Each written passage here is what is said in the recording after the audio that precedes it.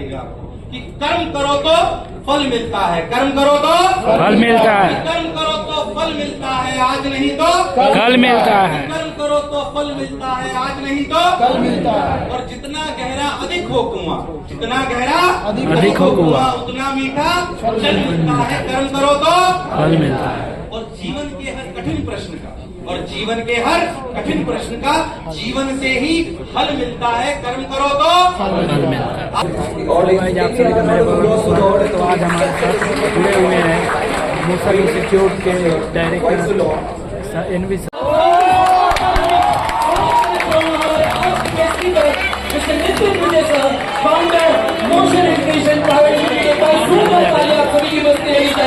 हमारे आज के स्पीकर मिस्टर एनवी सर के लिए आप सभी की तालियां कम नहीं होनी चाहिए। हमारे ये स्पीकर जो है वो बहुत खास है और इतना खास व्यक्तित्व आज हमारे बीच में जब प्रेजेंटेशन के काउंटर में मौजूद है।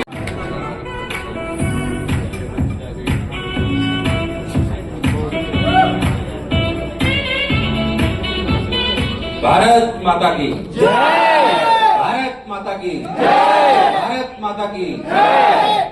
एक तो क्या होता है ना, आपका इतना वीडियो चल जाता है, इंट्रोडक्शन हो जाता है, इतने सम्मान में आपकी बातें बोली जाती है जिसकी आदि नहीं है, तो लोग बहुत एक्सपेक्टेशन के साथ सुनते हैं। तो पहली बात, उस एक्सपेक्टेशन को आप डाउन कर लीजिए। मैं एक नॉर्मल अध्यापक हूँ, वही बात आपको बोलूंगा जो एक अध्यापक बोलता है। प्रो वाइस चांसलर साहब ने इतनी बढ़िया बातें बोली, मैंने नहीं सोचा था कभी कोई वीडियो उसको पॉडकास्ट को ध्यान से सुनता है। सर मैं नतमस्तक होकर आपको प्रणाम करता हूँ कि आपने मेरी बातों को ध्यान से सुना, इसलिए बहुत बहुत बहुत धन्यवाद। राजीव जी, एलपी की टीम, इतने बच्चे यहाँ पे बैठे हुए हैं, सबका बहुत बहुत बहुत धन्यवाद। मतलब जब मैं शिक्षक बना था तो मैंने सोचा नहीं था कभी भी कि किसी शिक्षक को किसी यूनिवर्सिटी में, किसी बार मैं आईटी में गया, आईटी बॉम्बे में गया, आईटी रुड़की में गया, एलपीयू में आरोग्य बड़ी यूनिवर्सिटी है, किसी शिक्षक को इतना सम्मान मिल सकता है, मेरे हिसाब से सिर्फ हमारे देश में हो सकता है और कहीं नहीं हो सकता। मैं शिक्षक बना था तो मैंने कभी सोचा नहीं था अपने जीवन में भी कि इतना सम्मान शिक्षक को मिल सकता है। एक ज्ञान की ताकत है कि मैं यहाँ पे खड़ा हूँ और उस ज्ञान को भी नतमस्तक होकर प्रणाम करता हूँ और इस मन से ईश्वर से कामना करता हूँ कि हर जीवन में मुझे शिक्षक ही बनाए और शिक्षा का दान पूरे जीवन भर और हर जन्म में देता रहूं। खैर फिर से मैं कहता हूँ, बहुत अपेक्षाओं के साथ नॉर्मल टीचर की तरह सुनते हैं, बात सुनते हैं। मैं आपको ज्ञान दे पाऊंगा नहीं दे पाऊंगा ये मुझे आइडिया नहीं है, पर मैंने अपने जीवन में क्या सही गलत करा, क्योंकि हम कहते हैं, जैसे हम बच्चों को भी कहते हैं, हम बचपन से सुनते हुए आते हैं कि यार ठोकर खाने से हम सीखते हैं, बट मैं उसमें थोड़ी विचारधारा डिफरेंट रखता हूँ। हम ठोकर खाने से सीखते हैं, सही बात है, पर जीवन की सारी ठोकर हम नहीं खा सकते। हमारे आसपास जो लोग हैं, हमारे जो शिक्षक हैं, हमारे वाइस चांसलर हैं, हमारे सीनियर पर्सन हैं, हमारे मम्मी पापा हैं, हमारे बड़े भाई हैं, चाचा जी, ताऊ जी, उन्होंने जो ठोकर खाई वही अगर हम वापस खा लें तो फिर हमारे जीवन का कोई उद्देश्य नहीं। इसलिए क्लास की तरह मैं आपसे रिस्पॉन्स भी चाहूंगा। हाँ ना भी अपन बोलेंगे, बहुत सारे बच्चों ने लेक्चर्स देखे भी होंगे कभी कभी, हो सकता है जानते भी, कईयों ने वीडियोस देखे हैं क्या? तो बहुत नॉर्मल सी बातें करेंगे, चिंता मत करिए, बहुत सिंपल सी बातें करेंगे। मैं फिर से आपको कह रहा हूँ, मैं क्या सिखा पाऊंगा मुझे आइडिया नहीं है, बट मैंने जीवन में क्या सही गलत करा वो आपको जरूर बताऊंगा। यात्रा शुरुआत करता हूँ, अगर अपन सिंपल सी बात करें, कोटा से पला बड़ा बहुत मध्यम वर्गीय परिवार से आता हूँ, बहुत नॉर्मल परिवार से आता हूँ, मध्य वर्गीय परिवार से आता हूँ। मैं मानता हूँ मेरे पिताजी माताजी ने मुझे बहुत लग्जरी नहीं दी होगी, but the best part which they have given to me is कि उन्होंने मेरे को फ्रीडम दी विचारों की। इससे बड़ी और कोई ताकत आपके पेरेंट्स आपको दे नहीं सकते। मैं चाहता हूँ एक बार उनके लिए जोरदार तालियां हो जाए। मेरा व्यक्तिगत अस्तित्व जितना चेहरा में दिखाई देता हूँ हर जगह मोशन के चेहरे पे, पर मेरा व्यक्तिगत अस्तित्व सिर्फ उनकी वजह से, और सिर्फ इसलिए नहीं कि मन से मुझे कहना चाहिए इसलिए मैं कह रहा हूँ, आई रियली मीन इट। अगर आपकी सबसे स्ट्रॉन्गेस्ट बैकबोन कोई हो सकता है तो वो कौन हो सकते हैं? पेरेंट्स। मैं शायद इस बात से शुरुआत नहीं करना चाहता हूँ, बट फिर भी मैं कहना चाहता हूँ, शुरुआत थोड़ी इमोशनल हो सकती है, पर मैं अमूमन, क्योंकि हमें प्रोफेशनल होने की आदत होती है, हमें से वही बातें करनी होती है।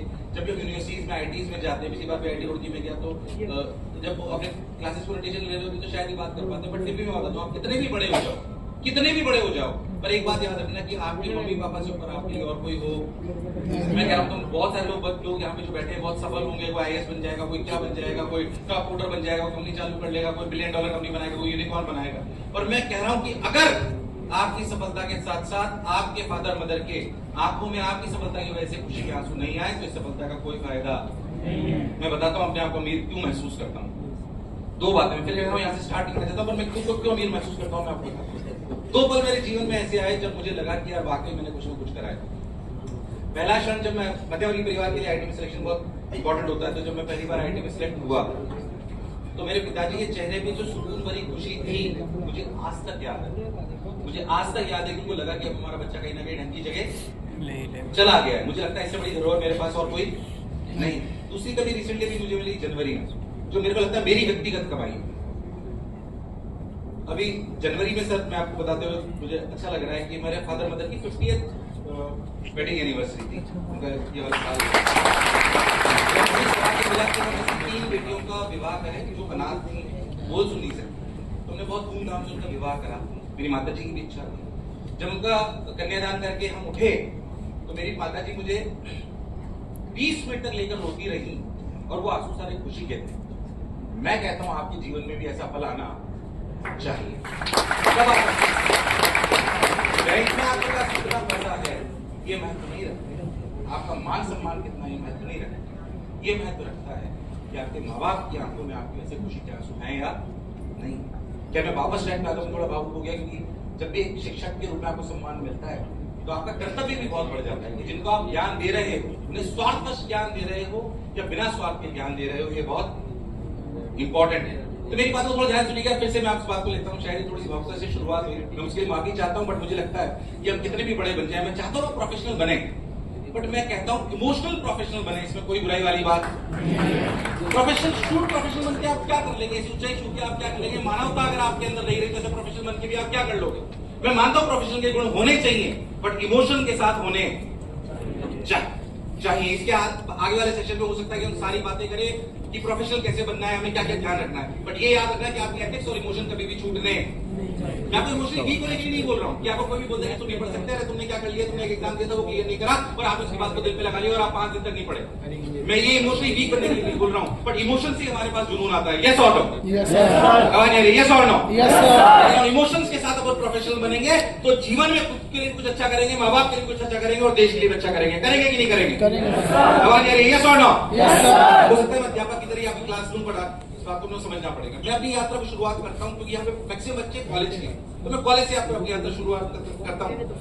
उससे पहले भी मैं एक बात बोलना चाहता हूँ, मैं ग्रेजुएट फ्रॉम IIT वाराणसी, पर मैं व्यक्तिगत रूप से नहीं कि LQ में खड़ा हूँ, मैंने बात IIT रुड़की में भी जाके बोली, IIT बॉम्बे में भी जाके बोली और वही बात रिपीट करना हूँ। आप मेरे सेशन में आप देखोगे तो भी मैंने बात बोली। मैं कम से भी कम अभी तक हमारे संस्थान में 2500 लोग काम करते हैं। मैं कम से भी कम अपने इस 20 साल के अनुभव में कम से भी कम 7-8 हजार लोगों का इंटरव्यू ले चुका हूं। बिलीव मी, डिग्री सिर्फ और सिर्फ एक फर्स्ट प्लेटफॉर्म है। आप IIT से ग्रेजुएटेड है, आप LP से ग्रेजुएटेड है, आप कहीं और से ग्रेजुएटेड है। IIT के बाद मान लीजिए LPU आता है, उसके बाद भी कोई कॉलेज है, तो गलत में एक तो इंटीरियर मत फील करिए क्या मैं IIT में नहीं पहुंच पाया या मैं टॉप मेडिकल कॉलेज में नहीं पहुंच पाया या मैं टॉप मैनेजमेंट आया में नहीं पहुंच पाया, कोई खास फर्क नहीं पड़ता। और आपसे नीचे वाले कॉलेज में अगर कोई तो अंडर एस्टिमेट भी मत करिए, ये भी मैं आपको बता दूं। 7000 लोगों से ऊपर का इंटरव्यू मैं ले चुका हूं। मैं आपको ईमानदारी से कह रहा हूं, सिर्फ और सिर्फ एक डिग्री आपका एक मापदंड है जिसमें आपको इनिशियल चांस जल्दी से मिल सकता है। इसके अलावा उसकी कोई खास वैल्यू नहीं। मैं आपको ईमानदारी से बात कर रहा हूं। मैं कह रहा हूं आप जिस जगह पढ़ रहे हो उसका सम्मान करना सीखिए, इंटीरियर मत महसूस करिए। हो सकता है आप सब बहुत सारे लोगों ने कॉम्पिटिटिव एग्जामिनेशन दिया हो और हो सकता है उसमें कुछ पास हुए हो, कुछ फेल हुए हो, या हो सकता है जो आपने एक्सपेक्टेड रिजल्ट करा वो आपका नहीं आया हो। इस वजह से इंटीरियर महसूस करने की जरूरत नहीं है। मैं आपको पहली बात बोलना चाहता हूँ, कई बार बच्चे ऐसा महसूस करते हैं और IIT वाले बच्चों के साथ बहुत सारी समस्या मैं आपको बता दूं, उनको पता ही नहीं पड़ता उनको क्या गलती करते हैं। अभी IIT बॉम्बे गया, मैं बहुत सारे बच्चों से मिला, उनके मन में एक गलत लास्ट मतलब मेरे साथ 3 महीने पहले मेरा वहां पे सेशन था IIT बॉम्बे में, तो ऐसे सभागार भरा हुआ था। मैंने उनको बोला तो थोड़ा अजीब सा भी लगा क्योंकि मैं बहुत सारे IITs के साथ ऐसी बात देख रहा होता हूँ, बहुत सारे डॉक्टर्स के साथ ऐसी बात देख रहा होता हूँ, क्योंकि बहुत और कॉन्फिडेंस होता है कि हम तो IIT क्लियर करके अब तो हम सब कुछ कर सकते हैं। मैक्सिमम IITs जो फेल हो रहे होते हैं उनका एक कॉन्फिडेंस उनको ले डूबता है कि वो कुछ भी कर सकते हैं। एक सिर्फ डिग्री पा जाने से आप जीवन में सफल हो जाओगे ये जरूरी नहीं है। क्या एक डिग्री ही सफलता का मापदंड है? नहीं, मैं इसका बिल्कुल बिलीवर नहीं। दूसरी बात जो मैं आपको कहना चाहता हूँ, 6-7 हजार लोगों का इंटरव्यू लेने के बाद मुझे ये बात समझ में आई कि डिग्री जाहिर सी बात है शुरुआत में हम देखते हैं हाँ उसकी सीरियसनेस को दिखाता है, 10 की परसेंटेज 12 की परसेंटेज उसकी सिलेक्शन की वो एक उसकी स्किल दिखाता है कि ये काम को सीरियसली कर सकता है, बट असली पता तब पड़ता है जब वो वास्तविक जीवन में काम कर चुका है करता है। तो मैं कह रहा हूँ आप करियर का अब चालू हो रहा है। मैं जब IIT में गया तो मैंने आपको बोला मैं अच्छा लगेगा आपको कि कर्म करो तो फल मिलता है, कर्म करो तो फल मिलता है, कर्म करो तो फल मिलता है, आज नहीं तो कल मिलता है, कर्म करो तो फल मिलता है, आज नहीं तो कल मिलता है। और जितना गहरा अधिक हो कुआं, जितना गहरा अधिक हो कुआं, उतना मीठा जल मिलता है। कर्म करो तो फल मिलता है। और जीवन के हर कठिन प्रश्न का और जीवन के हर कठिन प्रश्न का जीवन से ही हल मिलता है। कर्म करो तो आज नहीं तो बोलो, कर्म करेंगे कि नहीं करेंगे? कर्म के भरोसे रहेंगे कि भगवान के भरोसे रहेंगे? क्योंकि भगवान भी इसी भरोसे कि तुम कर्म करो। अरे यस और नो? अरे यस और नो? मेरे हिसाब से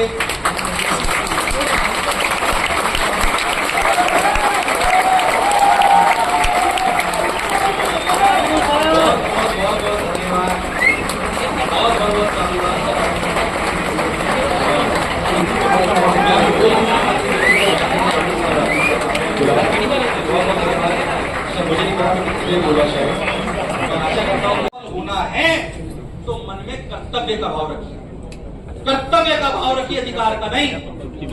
ऐसा नहीं एलपीयू ने फीस दी हमारा सारा काम करेंगे। अरे आपका कर्तव्य है कि एलपीयू को ऐसा बच्चा लाके दे जिसका नाम वो उसके गांव तक भी पहुंचाए। अरे ये सौ यस सर, आपका कर्तव्य है कि मम्मी पापा लड़ने मत करें कि पापा ने पैसे नहीं भेजे 5,000। ये आपका अधिकार का भाव है। भाव किसका रखना है? कर्तव्य का। किसका रखना है? किसका रखना है? कर्तव्य का भाव नहीं। मेरा कर्तव्य क्या है? मेरे फादर मदर ने मुझे यहाँ पे भेज दिया, मेरा कर्तव्य मैं 14-15 घंटे काम करूंगा, एक ही जगह एक ही लक्ष्य को लेकर काम करूंगा, जो उनके सपने थे वो पूरे करूंगा, जो एलपीयू मुझसे एक्सपेक्टेशन रखता है, जो टीचर्स मुझसे एक्सपेक्टेशन रखते हैं वो मैं उनकी पूरी करूंगा। ये मेरा कर्तव्य है। अगर शिक्षक के रूप में मुझे इतना सम्मान मिल रहा है तो मेरा कर्तव्य है कि शिक्षा में इनोवेशन में लाऊं। यस और नो? ये मेरा कर्तव्य है। सिर्फ सम्मान को लेकर खुश होना मेरा धर्म, ये मेरा अधिकार नहीं है। जो सम्मान आपने मुझे दिया है, मुझे दिया, इससे कर्तव्य उत्पन्न होता है। जो आपको मिल रहा है उससे कर्तव्य की भावना लाइए, अधिकार की भावना नहीं, तो जीवन में आप सफल भी होंगे। और किसी ने एक और बहुत बढ़िया बात बोली कि आप सफल भी हो गए, सब कुछ हो गया, पर मैं कह रहा हूं आप खुश नहीं हो। अगर जीवन में खुश होना है ना तो बदलने की भावना रखिए। किसकी भावना रखिए? खुद को बदलने की भावना रखिए, बदले की नहीं। किसकी भावना रखिए? बदलने की। किसी ने मुझे नीचे दिखा दिया, बदला लूंगा। खुद को बदलिए कि अगर किसी ने मेरे साथ बुरा करा तो मैंने क्या ऐसा गलत करा था, मेरे में क्या बदलाव आना चाहिए। बदलने की भावना रखिए, बदले की। ये 2-3 बातें जो मैंने आपको बोली, संगति पे ध्यान दीजिए, कर्तव्य का भाव रखिए और यूनिटी में बदलने की भावना रखिए, बदले की। क्या याद रखेंगे क्या? अरे आवाज मेरे याद रखेंगे क्या? Yes sir. इन सबसे ऊपर है कि आपको काम करना आना चाहिए। कर्म का कोई पर्यायी। हम बच्चों के साथ एक साथ बहुत प्रसिद्ध कविता गाते हैं, मेरे साथ गाओगे क्या?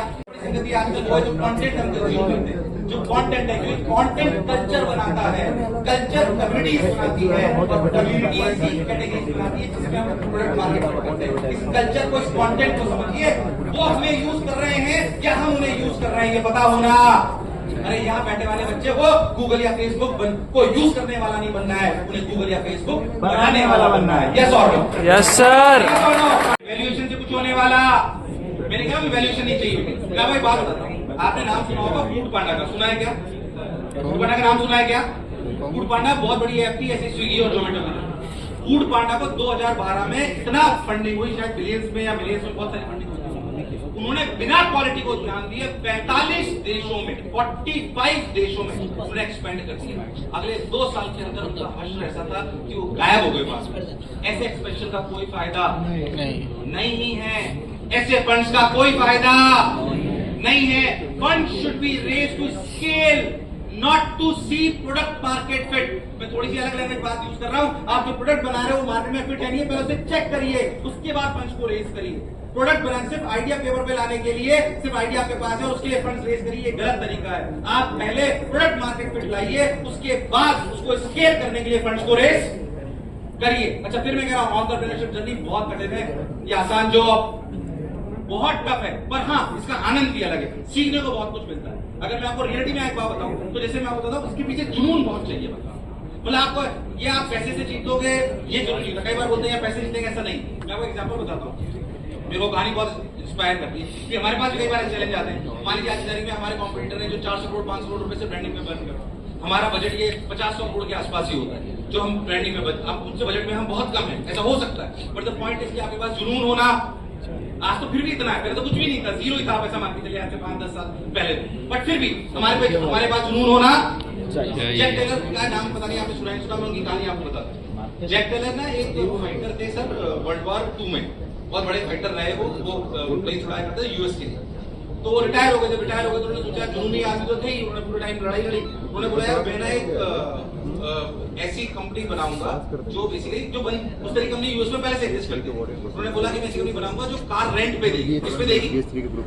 कार रेंट पे देगी। तो उन्होंने कार रेंट पे देने वाली कंपनी बनाई। अब उन्होंने कार रेंट पे देने वाली कंपनी बनाई तो उनसे किसी इंटरव्यू वाले ने पूछा, भाई आपने कार पे रेंट देने वाली चीज तो बना ली, अब मुझे एक बार बताइए कि आपने कार रेंट पे देने वाली तो बना ली, पर आपके पास तो सिर्फ 7 कार है। पहले 7 कार खरीदी।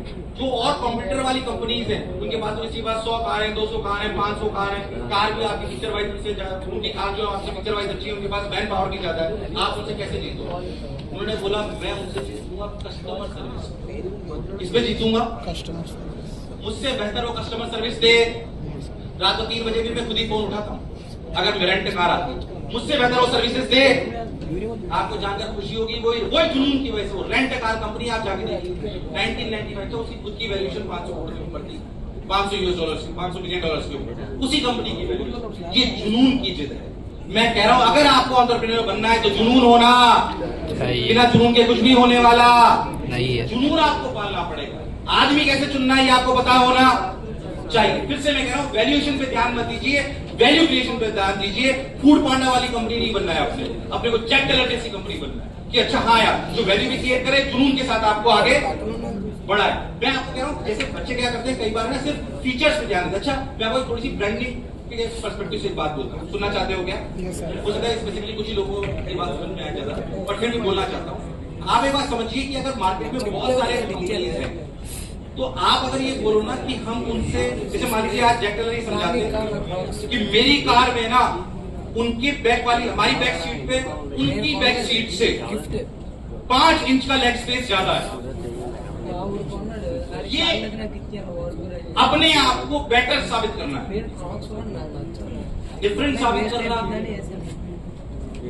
मार्केट में खुद को बेटर साबित करना बहुत मुश्किल है, पर डिफरेंट साबित करना बहुत आसान है। तो मैं कह रहा हूं बेटर साबित करना बहुत मुश्किल है, पर रियलिटी में खुद को डिफरेंट साबित करना बहुत, वो जो डिफरेंट यूएसपी आपकी है वो आपको पता होनी चाहिए। एंटरप्रेन्योरशिप में फिर मेरे को लगता है कि शायद बहुत सारे बच्चे इसमें होंगे जो भी जाना चाहते हैं, बहुत सारे बच्चे हैं जो इसमें अभी जाना नहीं चाहते, इसलिए इसमें उस वाले सेशन को मैं बहुत ज्यादा लंबा नहीं ले जाना चाहता हूँ। बट फिर भी मुझे लगता है जो एंटरप्रेन्योरशिप की तरफ जाना चाहते हैं उनसे एक रिक्वेस्ट है, जो जॉब की तरफ जाना चाहते हैं उनसे भी ये मैं कहना चाहता हूँ। तो जॉब के लिए मैं आपको एक बात बोलना चाहता हूँ। अरे सुनेंगे क्या सभी लोग? अरे ये साउंड हो? 10-15 मिनट और बोल सकता हूँ क्या? Yes sir. तो मैं आपसे बोलना चाहता हूँ कि जैसे जो जॉब के लिए जाना चाहते हैं उनसे बात कहना चाहता हूँ। क्या चीज मेरे पास मैंने आप बोला 6-7 हजार लोगों का इंटरव्यू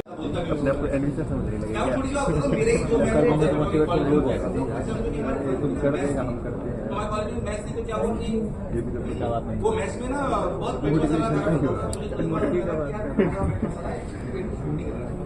पता पड़ा पास में जैन मैथ्स जैसे 3-4 दोस्त और थे तो मैं सोचा जैन मैथ्स में जाके खाना खाएंगे। समस्या सिर्फ ये थी कि शाम को जाके वहां खाना मिलता था, शाम को जाके और बहुत बिल्कुल घर जैसा खाना मिलता था, बिना उसके पेट के साथ ज्यादा कुछ नहीं हुआ करता था। अब हुआ ये कि हम जाने लगे वहां पे 4-5 दोस्त थे, तो हमें 1 किलोमीटर पैदल चल के वहां पे जाना पड़ता था उस जगह खाना खाने के लिए। हमारे हॉस्टल से 1 किलोमीटर दूर होती हैदराबाद में वहां पे बाहर, तो वहां पे जाके 1 किलोमीटर हमको खाना पड़ता था। अब हम जाते थे, हम 5 दोस्त थे, हम 5 को खाना बहुत पसंद आता।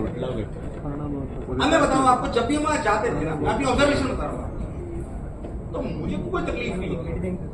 मुझे लगता था हे भगवान शाम को पूरा पढ़ के आया हूँ, पढ़ा के आया हूँ, सारी मेहनत करके आया हूँ, अब बढ़िया घर जैसा खाना मिलेगा।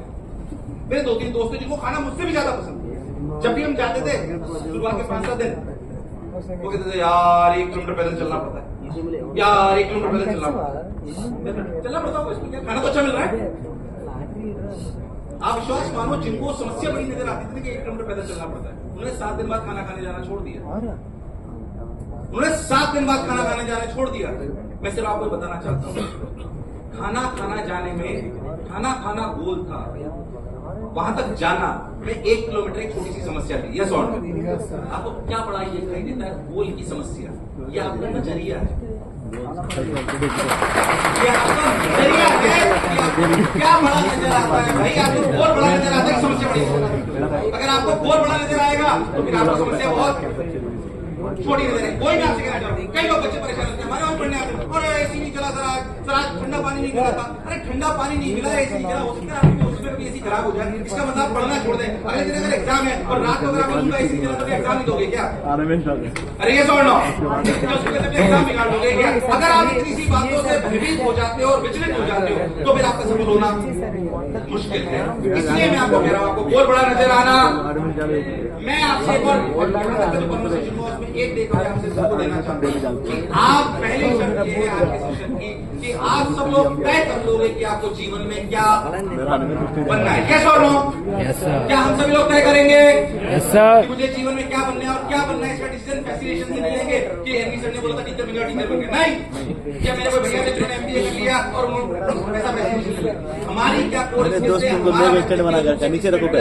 क्या आपको पता होना, उसमें फोकस करेंगे, 14 से 15 घंटे काम करेंगे। बोलो पूरी मेहनत करेंगे कि नहीं करेंगे? Yes sir. ये सुनो, यस सर। कॉलेज में दोस्तों को ना कहना इतना आसान नहीं है। मैंने कहा और मैं मानता हूँ कि वो शायद कई बार अपने ऐसे भी सोचते हैं कि जीवन के पलों में जहाँ पे बहुत सारे वो नहीं चाहिए, बट मैं कह रहा हूँ कुछ पाने के लिए कुछ होना तो पड़ता है। ये पर्सनल सेक्रीफाइस आपको करना पड़ेगा अगर आगे बढ़ना है। क्या कर सकते हैं? क्या 12 से 15 घंटे काम कर सकते हैं क्या अपने लक्ष्य की? क्योंकि मैं रियलिटी में शिक्षा, मुझे लगता है शिक्षा पे भी थोड़ी सी बात आपसे करनी चाहिए। कॉलेज को लेकर वापस आप पे आ जाऊँ। Nitin Vijay sir, founder of Motion Education private limited, उन्हें मोमेंटो देकर एक बार जोरदार तालियां हो जाए आप सभी की हमारे आज के स्पीकर के लिए।